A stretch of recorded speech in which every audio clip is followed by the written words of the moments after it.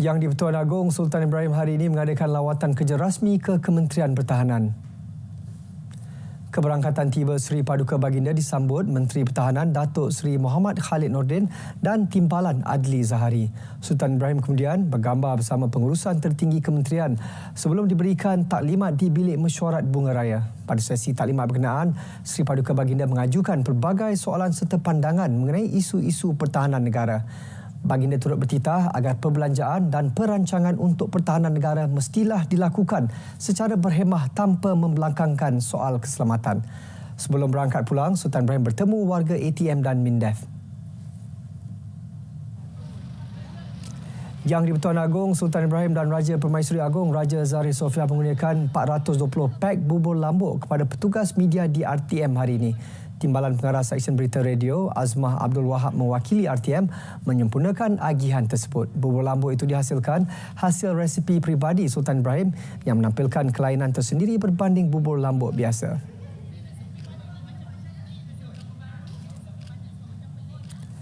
Lebih 8 juta atau 36.8% individu berusia 18 tahun ke atas telah mengemaskini maklumat dalam sistem pangkalan data utama padu.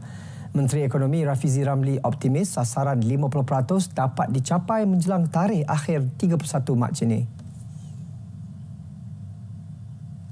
Setakat jam 11.59 malam semalam, seramai 8,93,336 warga negara Malaysia yang berusia 18 tahun ke atas telah pun mendaftar, iaitu sebanyak 36.8% daripada jumlah keseluruhan. Pada kadar pendaftaran antara 350,000 ke 400,000 sehari dengan tempoh berbaki sekitar 6 hari, kami mengunjurkan bahawa kita akan berjaya menghampiri kadar pendaftaran 50% menjelang 31 Mac 2024. Trend peningkatan pendaftaran padu didorong kerjasama antara kementerian serta pembukaan lebih 900 kaunter fizikal padu di seluruh negara. Lesen menjalankan fungsi pemeriksaan kenderaan bermotor untuk tempoh maksimum 10 tahun akan diberikan kepada mana-mana pihak yang berjaya melengkapkan semua proses pembangunan dan disahkan boleh mula beroperasi oleh JPJ. Menurut Menteri Pengangkutan Anthony Loke, tempoh itu juga boleh disambung bagi suatu tempoh lain yang akan ditetapkan kemudian. Jelas beliau, semua pemegang lesen akan diwajibkan menyediakan perkhidmatan seperti mana ditetapkan di bawah syarat-syarat lesen.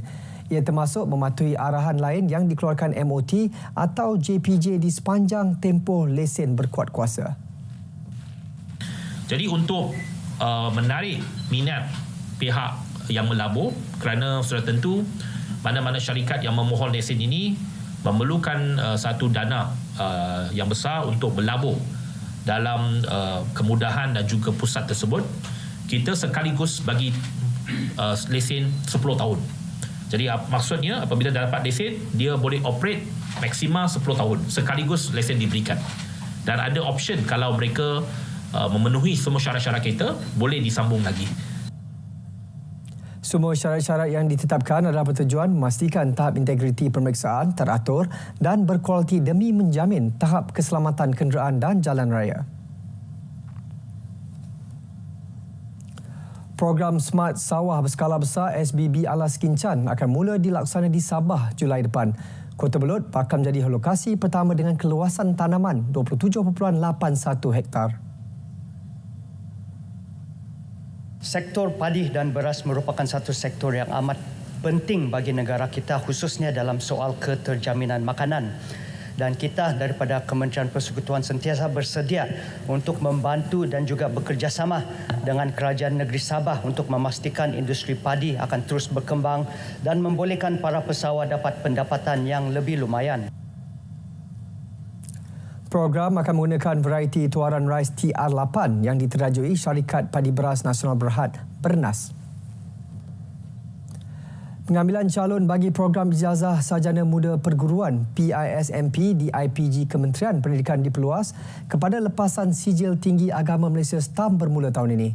Menteri Pendidikan Fadina Sidik berkata kementeriannya memberi peluang kepada calon lepasan stam berikutan peningkatan dan potensi sijil berkenaan yang semakin meningkat.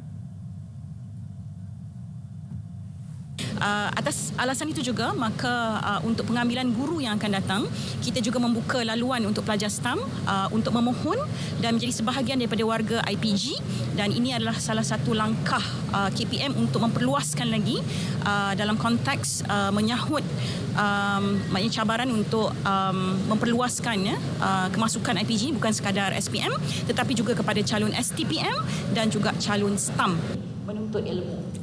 Tambah beliau, perluasan syarat tersebut akan memberikan manfaat kepada pelajar lepasan STAM untuk berkhidmat sebagai warga Kementerian Pendidikan Malaysia. Pelajar ni, saat yang paling mencabar adalah ketika saya... Ketua Pegawai Eksekutif Selangor FC, Datuk Dr. Johan Kamal Hamidun berkata pembantu jurulatih baru kelab masih dalam pemilihan. Beliau berkata kelab itu memberi 100% tanggungjawab kepada pengendali Nizam Jamil untuk memilih individu yang akan membantunya mengendali skuad gergasi merah musim ini.